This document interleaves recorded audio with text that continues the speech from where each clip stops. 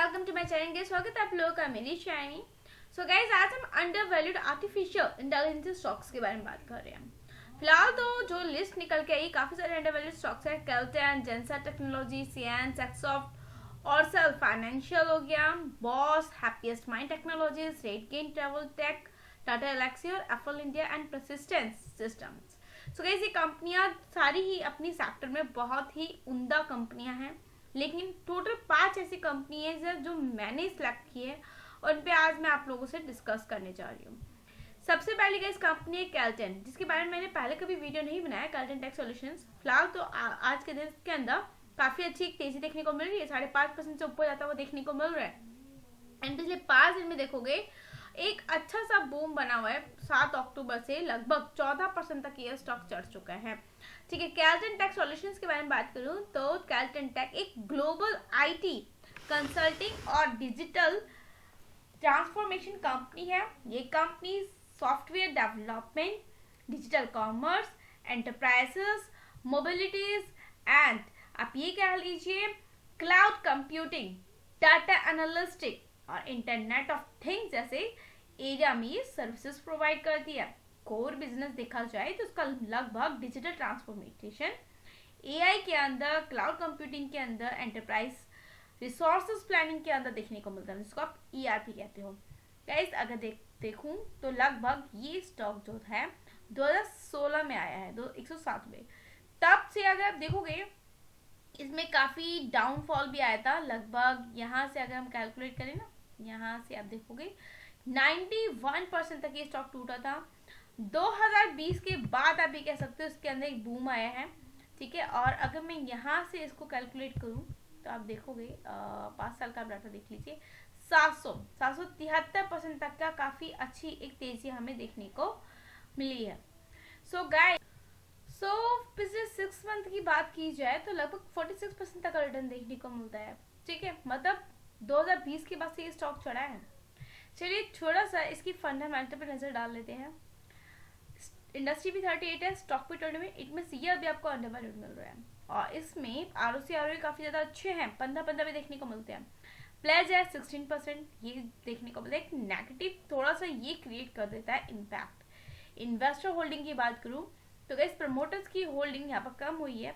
FI ने भी अपनी होल्डिंग को कम करा है। पब्लिक ने यहाँ पर माल खरीदा है। यहाँ पर डीआई थी जिन्होंने लगभग सितंबर 2022 में अपनी होल्डिंग को बेच दिया था। पहले एफआई की होल्डिंग कम थी, जो कि मार्च 2024 में 79% तक बढ़ी, मतलब अच्छी देखने को मिली, लेकिन वही जून क्वार्टर में फिर से कम होती हुई नजर आई। बैलेंस शीट की बात करें तो रिजर्व 395 है, बोरोइंग 156 देखने को मिलती है। प्रॉफिट एंड लॉस की बात करूं तो धीरे धीरे करके इसका रेवेन्यू काफी अच्छा ग्रो हुआ है, 996 तक पहुंचा। नेट प्रॉफिट 4 करोड़ से सीधा 69 करोड़ पे देखने को मिलता है। 127 करोड़ का 2023 में इसको लॉस हुआ था कंपनी को। गाइस देखो, जहाँ चार्ट पीरियड में एक मंदी देखने को मिली कि 2015 में इसका नेट प्रॉफिट काफी अच्छा ग्रो हुआ था, 31, 53, 68, 77। यहाँ पर आप कह सकते हो 2020 के बाद से जहाँ चार्ट में तेजी है, लेकिन प्रॉफिट में एक स्टेबिलिटी देखने को मिलती है। 71 का ही प्रॉफिट देखने को मिला, 70 का ही यहाँ पर नेट प्रॉफिट देखने को मिला 2022 में। ठीक है, ये चीज को आपको ध्यान में लेकर चलना है। क्वार्टरली नंबर की बात करें तो धीरे धीरे करके क्वार्टरली नंबर काफी अच्छी इंप्रूव है। 262 का इसका सेल्स पहुंचा है और नेट प्रॉफिट 20 पे पहुंच गया। ये काफी अच्छी बात देखने को हमें मिली है। चलिए बात करते हैं नेक्स्ट एआई कंपनी की, जिसका नाम है सैक्सॉफ्ट। सैक्सॉफ्ट पर मैंने बहुत सी वीडियो बनाई है आप लोगों के लिए, आप लोगों ने आई होप वॉच भी की होगी। मार्केट कैप देखोगे ना 3000 करोड़ का है। और अगर मैं इस कैल्टेन कंपनी की बात करूँ तो उसका भी मार्केट कैप मात्र 1400 करोड़ का है। आप खुद सोचो, जब ये 10,000 करोड़ पे आएगी तो इसका प्राइस कितना डबल हो चुका होगा और ये कितना डबल रिटर्न दे चुकी होगी। सो गाइस, इसके बारे में बात करूँ सैक्सॉफ्ट के बारे में, मैक्सिमम तौर पे ये 2005 में आई थी 9 रुपए के प्राइस पे, और यहाँ इस वाले पॉइंट पे आप कह सकते हो यहाँ से 2015 से धीरे धीरे चलना स्टार्ट हुई, और जो तगड़ी भागी वो 2020 से भागी है। ठीक है, नहीं तो एक रेंज में थी, 2400% तक का रिटर्न देखने को मिलता है। आप देखो यहाँ 3 रुपए धीरे धीरे बढ़ी, फिर 17-23 पे पहुंची, फिर यहाँ पर डाउन हो गई। ठीक है, 2020 में काफी गिर गई थी, 11 रुपए के प्राइस पे आ गया था इसका प्राइस, और आप देखो 250 पे जाता हुआ देखने को मिला है। 5 साल में 1210% तक के रिटर्न है और 6 महीने में मात्र कंसोलिडेशन जोन में घूम रहा है। अब सोचो, जब 6 मंथ में कोई रिटर्न नहीं है, साल भर में कोई रिटर्न नहीं है और एक साल में लगभग इसमें गिरावट ही देखने को मिलती है कि यहाँ पर स्टॉक लगभग आप कह लीजिए 313 पर पहुंचा, 321 का 52 वीक हाई है एंड यहाँ पे इसका डाउन आया 44% तक का। लेकिन यहाँ से अगर देखोगे तो ये लगभग चढ़ा है 70% तक, मतलब एक साल के अंदर, ठीक है। और अब ये सोचिए, वैसे तो देखा जाए इसमें रिटर्न मात्र 6.5% तक मतलब गिरावट है और रिटर्न 70% तक, मतलब जितना स्टॉक चढ़ा उतना ही इसमें प्रॉफिट बुकिंग भी आती हुई नजर आई। गाइस, एक ये आईटी सॉल्यूशन प्रोवाइडर है जो मेनली बिजनेस इंटेलिजेंसी, डाटा में और banking, financial, insurance, health care के अंदर ही कस्टमाइज आईटी सॉल्यूशन प्रोवाइड करती है। चलो थोड़ा सा अगर इसका फंडामेंटल पे आपको वैसे मैंने पहले बताए हुए हैं, लेकिन मैं फिर भी बता देती हूँ कि इंडस्ट्री पे 38, स्टॉक पे 31 पीसी अंडर वैल्यूड है, आरओसीआर काफी शानदार है, प्लस एक भी नहीं है, बहुत अच्छी बात है। कोर बिजनेस की अगर मैं बात करूँ ना तो इसका intelligence, data analytics, digital transformation, cloud solution और सॉफ्टवेयर टेस्टिंग के अंदर देखने को मिलता है। इसका फ्यूचर बहुत ज़्यादा ब्राइट है क्योंकि डाटा ड्राइवन डिसीजन पर फोकस कर रही है कंपनी। सैक्सॉफ्ट के एरिया में एक्सप्रेस भी रखती है। गाइज, फ्यूचर में डिजिटल ट्रांसफॉर्मेशन की अपॉर्चुनिटी बढ़ रही है जिसकी वजह से बिजनेस काफ़ी अच्छा ग्रो भी कर सकता है। एडिशनली आईटी आउटसोर्सिंग सर्विसेज का भी इस पर पॉजिटिव इम्पैक्ट होगा। अगर आप देखोगे इसके अंदर प्रमोटर होल्डिंग एसिटीज है, एफआई ने हल्की सी ट्रिम करी है जिसमें से डीआई पब्लिक ने माल खरीदा है, ठीक है, और यहाँ पर हल्की सी ट्रिम अदर्स ने करी है, मतलब जिन्होंने एफआई ने और अदर्स ने ट्रिम करा है तो यहाँ पर पब्लिक ने माल खरीदा है। ये काफ़ी एक अच्छी चीज़, मतलब ठीक है, जहाँ मेरा माल कहीं बेचा जाता है तो वहाँ कहीं ना कहीं खरीदा भी जाता है, तो आप उसको डाटा लेवल पर लेकर चल सकते हो। बैलेंस शीट दिखा दूं कि रिजर्व है 495 के, बोरिंग 26 देखने के जो कम है। प्रॉफिट एंड लॉस देखोगे तो धीरे धीरे करके रेवेन्यू 779 पहुंच गया और नेट प्रॉफिट अब सीधा 97 करोड़ पे पहुंचा है। काफी पॉजिटिवनेस देखने को मिलती है। क्वार्टरली नंबर ग्रो हुआ है, रेवेन्यू का ग्रो हुआ है और प्रॉफिट भी काफी अच्छा ग्रो हुआ है, 180 से 201, 25 से सीधा 26 करोड़ में पहुंचा। Next case company happiest mind है। हैप्पीएस्ट माइंड भी काफी अच्छी कंपनी है अपने सेक्टर की। मात्र 11,000 करोड़ का इसका मार्केट कैप देखने को मिलता है।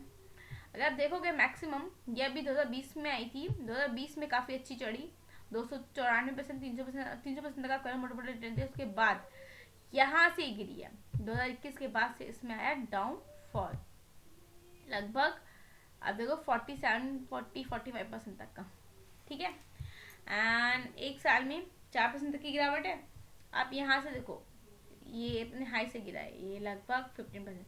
देखो एक्चुअली में क्या है, जिन यहाँ पर 744 पे लिया, ये बड़ा स्टॉक मैं दिखा देती हूँ आपको। देखो यहाँ से ये लगभग रिटर्न दिया इसने 23% का, फिर से गैस इसके अंदर प्रॉफिट बुकिंग आ जाती है 16% की, ठीक है, 16% तक इसमें गिरावट देखने, फिर से यहाँ पर एक रिकवरी देव जोन देखने को 7% तक बढ़ता हुआ देखने को मिला। ये एक चीज इसके अंदर एक्चुअल में स्टॉक के अंदर चल रही है। So guys, happiest mind business एक डिजिटल आईटी सर्विसेज कंपनी है जो cloud computing, artificial intelligency, robotics, cyber security और internet of things IoT services provide करती है। कंपनी मेनली एमर्जिंग टेक्नोलॉजी पर फोकस करती है। कोर बिजनेस बोलूं तो वही digital transformation, cloud computing, AI ML, IoT, cyber security और एनालिस्ट पे है। फ्यूचर की बात की जाए तो हैप्पीएस्ट माइंड टेक्नोलॉजी का मेजर फोकस डिजिटल ट्रांसफॉर्मेशन और एडवांस टेक्नोलॉजी सोल्यूशन पे है जो कंपनीज को मॉडर्नाइज करने में हेल्प करते हैं। डिजिटलाइजेशन और क्लाउड अडॉप्शन के ट्रेंड को ध्यान में रखते हुए कंपनी का फ्यूचर काफी ब्राइट दिख रहा है। ये चीज काफी अच्छी देखने को मिली। चलिए थोड़ा सा फंडामेंटल पे नजर डाल लेते हैं इसकी। सो आप देखोगे इसकी इंडस्ट्री पे 38 है, स्टॉक पे 52, मतलब थोड़ा सा ये हाई वैल्यूएशन में ट्रेड करता हुआ नजर आ रहा है। आरओसीआर अंडर मतलब कह लो काफी अच्छे 15 से अबव है एंड स्टॉक में 8.14% तक का प्लस देखने को मिलता है। इन्वेस्टर होल्डिंग की बात करूं तो यहाँ प्रमोटर माल बेच रहा है, एफआई माल खरीद रहा है, डीआई भी माल खरीद रहा है और पब्लिक माल खरीद रही है और यहाँ अदर्स ने माल बेचा है, मतलब प्रमोटर और अदर्स माल बेच रहे हैं जिसमें से एफआई, डीआई और पब्लिक माल खरीद रही है, ठीक है। बैलेंस शीट की बात की जाए तो रिजर्व 1400 देखने को मिलते 1400 करोड़ के एंड बोरिंग 500 करोड़ की देखने को मिलती है। प्रॉफिट एंड लॉस की बात करो तो धीरे धीरे करके अब इसका प्रॉफिट बढ़ है 1488, मतलब 1488 करोड़ पे आया है और इसका नेट प्रॉफिट में थोड़ी सी डिप देखने को मिला है मार्च 2024 अगर यहाँ कंपेयर करो तो, लेकिन वैसे मार्च का कम देखोगे तो हाँ प्रॉफिट काफी अच्छा बढ़ा है रिवेन्यू के साथ साथ, ठीक है। क्वार्टरली नंबर की बात करूँ तो यहाँ पर रिवेन्यू में एनुअली ग्रोथ देखने को मिली, 372 पहुंचा, बट प्रॉफिट में डिप देखने को मिला। ये एक चीज इसमें देखने को मिली है। नेक्स्ट गाइस कंपनी आप इनको फोकस में लेकर चल सकते हो। नेक्स्ट है RateGain ट्रैवल टेक्नोलॉजी, जिसके अंदर आज के दिन 0.13 का भी थोड़ा सा करेक्शन होता हुआ नजर आ रहा है। RateGain एक SaaS मतलब software as a services company है जो ट्रैवल और हॉस्पिटैलिटी इंडस्ट्री के लिए टेक्नोलॉजी सॉल्यूशंस प्रोवाइड करती है। ये hotels, airline, online travel agency और कार रेंटल के लिए रिवेन्यू मैनेजमेंट, डिस्ट्रीब्यूशन और मार्केटिंग सॉल्यूशंस बनाती है। ये चीज हमें देखने को मिली है इसके अंदर। गाइस पिछले 5 साल में अगर नोट करोगे तो इसने अगर मैं देखूँ ना तो ये लगभग 2021 में इसका आईपीओ लिस्ट हुआ 340 रुपए के प्राइस पे, और अब तक ये 118% तक का रिटर्न दे चुका है। हाँ यहाँ हल्का सा टॉप से करेक्शन है 15% तक का। 52 वीक हाई देखोगे 921 है, ठीक है। तो आप इसको लेकर चल सकते हो। पिछले 6 मंथ में देखूँ तो इसके अंदर कंसोलिडेशन जोन ही देखने को मिल रहा है, कोई रिटर्न देखने को नहीं मिलता। स्टॉक बढ़ता है, देखो ये बढ़ता है, यहाँ से लेकर यहाँ तक फिर करेक्शन आता है, फिर बढ़ता है, फिर करेक्शन आता है। अब कंसोलिडेशन जोन में ही हमें देखने को ये मिल रहा है। गाइस अगर अंडर वैल्यूड देखें तो इंडस्ट्री भी 38 है, स्टॉक भी 52, इट मीन्स ये अंडर वैल्यू नहीं है, लिटिल बिट थोड़ा सा ओवरवेट देखने को मिलता है। हाँ लेकिन आप इसको कंसिडर करके चल सकते हो। 8000 करोड़ का मार्केट कैप है, 87 करोड़ का, 9000 करोड़ होने वाला है। इंडस्ट्री इसका ROCE और ROE ठीक ठाक देखने को मिलते हैं, एक भी प्लस नहीं है। इन्वेस्टर होल्डिंग की बात की जाए तो यहाँ पर प्रमोटर होल्डिंग कम कर रहे हैं, एफआई अपनी होल्डिंग कम कर रहे हैं, लेकिन डीआई अपनी होल्डिंग को बढ़ा रही है, पब्लिक अपनी होल्डिंग को कम करिए, अदर की होल्डिंग एज इट इज है। Core business guys, core services जो है वो revenue management, rate intelligence, distribution technology और मार्केटिंग सॉल्यूशन प्रोवाइड कराना है ट्रैवल इंडस्ट्रीज को। बैलेंस शीट की बात करें तो बैलेंस शीट काफी अच्छी है, 1400 करोड़ का मार्केट, 1400 करोड़ का रिजर्व है, तो इसके बाद बोरिंग बहुत कम होती जा रही है, मतलब धीरे धीरे 17 पे आ गई है, जो का कभी 144 से 17 करोड़ पे थी। प्रॉफिट एंड लॉस की देखोगे तो धीरे धीरे 262 से 1000 करोड़ तक का इसका रेवेन्यू पहुंचा है, 11 सीधा 166 करोड़ पे इसका नेट प्रॉफिट पहुंचा है। क्वार्टरली नंबर तो कंपेयर करें तो एनुअली नंबर्स और क्वार्टरली दोनों ही रेवेन्यू में काफी अच्छी ग्रोथ देखने को 260 पे पहुंचा, और 25 से सीधा 45 पे इसका नेट प्रॉफिट पहुंचता हुआ देखने को मिला। मतलब क्वार्टरली और एनुअली की नंबर बात की जाए तो काफी अच्छे निकल कर आए हैं। गाइज फ्यूचर की बात की जाए तो ट्रैवल इंडस्ट्री का पोस्ट पैंडेमिक रिकवरी के बाद रैपिड ग्रोथ एक्सपेक्टेड रहा है, और मतलब कह सकते हो एक्सपेक्टेड रह सकता है। और रेट गेन का बिजनेस ट्रैवल और हॉस्पिटैलिटी सेक्टर पर डिपेंडेंट है। एज टूरिज्म और हॉस्पिटैलिटी इंडस्ट्री जो है वो रिकवर भी कर रही है, रेट गेन की सर्विसेज का डिमांड भी बढ़ेगा। SaaS मॉडल के चलते इसका ग्रोथ पोटेंशियल लॉन्ग टर्म में अच्छा ही रहा है, ठीक है। ये काफी चीज अच्छी देखने को मिली है। नेक्स्ट केस कंपनी हमारी एफल इंडिया है। एफल इंडिया के बारे में तो आप जानते हो, आज के दिन काफी अच्छी तेजी देखने को 2% तक की, मैक्सिमम देखा जाए 2019 में आई थी, तब से लेकर 820% का रिटर्न दिया है। 5 साल में 553 का, साल भर में 45 का देखने को मिलता है। एक साल में साल भर में आप देखो 17% का रिटर्न दे रही, बट अगर डिप से देखोगे तो लगभग 55% तक 60% तक का तो रिटर्न इसने दिया ही है। 6 मंथ की बात करूँ तो यहाँ पर 43% तक का रिटर्न देखने को मिलता है। मार्केट कैप 21,000 करोड़ का है। अब एक चीज बता दूं, एफल इंडिया एक ग्लोबल टेक्नोलॉजी कंपनी है जो मोबाइल मार्केटिंग, एड टैग और कंज्यूमर इंटेलिजेंस प्लेटफॉर्म प्रोवाइड करती है। देखिए जितनी भी कंपनीज है, जितनी सारी एआई सेक्टर से रिलेटेड कंपनीज है जिनके बारे में आपसे मैं बात कर रही हूँ, खाली हैप्टिस माइंड और RateGain ट्रैवल ऐसी कंपनीज है जिसका हल्का सा वॉल्यूम जो पी रेशियो है लाइटली सा ओवर वैल्यूड है, बट आप उसको कंसिडर करके चल सकते हो। सेम एफल इंडिया का भी हमें देखने को मिलता है, क्योंकि गाइस मैं इसलिए कंसिडर कर रही हूँ क्योंकि ये अपनी 52 वीक हाई से कम पे मिल रही है। अब देखोगे ना, इधर 1715 पे और कहाँ 1554 पे मिल रहा है, तो ये भी अपने हाइक से कम पे मिल रहा है, तो आप इसको कंसिडर करके चल सकते हो, क्योंकि इसका इंडस्ट्री 38 है तो स्टॉक भी 68 देखने को मिलता है। RCR अच्छे हैं, एक भी स्टॉक प्लस नहीं है। इन्वेस्टर होल्डिंग की बात की जाए तो यहाँ प्रमोटर माल बेच रहा है, एफआई माल खरीद रही है, डीआई माल खरीद रही है, पब्लिक भी माल बेच रही है इसके अंदर, एंड अदर भी माल बेच रहे हैं। बैलेंस शीट की बात करूं तो 2400 करोड़ का इसका रिजर्व है, तो 183 पे इसका बोरिंग जो बढ़ता हुआ नजर आ रहा है। प्रॉफिट एंड लॉस की बात की जाए तो गाइस प्रॉफिट एंड लॉस में रेवेन्यू बढ़ा है, एंड नेट प्रॉफिट की बात की जाए तो इसमें से जो नेट प्रॉफिट है घटता हुआ नजर आया, 318 पे जाता हुआ नजर आया। ठीक है, क्वार्टरली नंबर्स की बात करें तो यहाँ पर रिवेन्यू 520 पहुंचा है और नेट प्रॉफिट 66 सीधा 87 करोड़ पे पहुंचता हुआ नजर आया। Core business guys mobile advertising, digital marketing, consumer data intelligence and artificial intelligence based ad solution से प्रोवाइड करती है कंपनी। मोबाइल एडवर्टाइजिंग और डिजिटल मार्केटिंग इंडस्ट्री काफी फास्ट ग्रो कर रही है। एफएल इंडिया अपने एआई पावर्ड सॉल्यूशंस के थ्रू इस ट्रेंड का बेनिफिट उठा रही है। Digital and spending continuously increase हो रहा है। एफएल इंडिया का लॉन्ग टर्म ग्रोथ स्ट्रॉन्ग काफी दिख रहा है।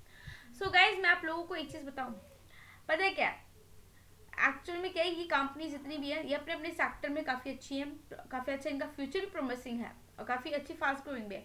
और बता दूं मोदी जी का एक्चुअल में आर्टिफिशियल इंटेलिजेंसी पे काफी फोकस चल रहा है। ठीक है, अगर मैं थोड़े से ग्लोबल इंडाइसेस की बात करूं तो आप एक चीज नोट करोगे, जो इंडियन इंडाइसेस है उसके अंदर आज के दिन काफी अच्छी पॉजिटिव देखने को मिली, क्योंकि आपको पता है जो हरियाणा में वोट हुए थे उसके अंदर बीजेपी की सरकार बनी है, जिसकी वजह से एक पॉजिटिवनेस हमें कल ही दिख गया था और लगभग सुबह के टाइम पे 200 पॉइंट चढ़ चुका था निफ्टी 50।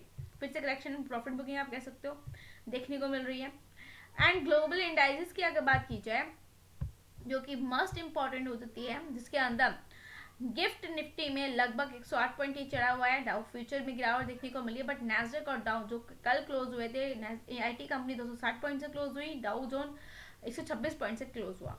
S&P आप देख सकते हो आज के उसके इसमें गिरावट देखने को मिली है।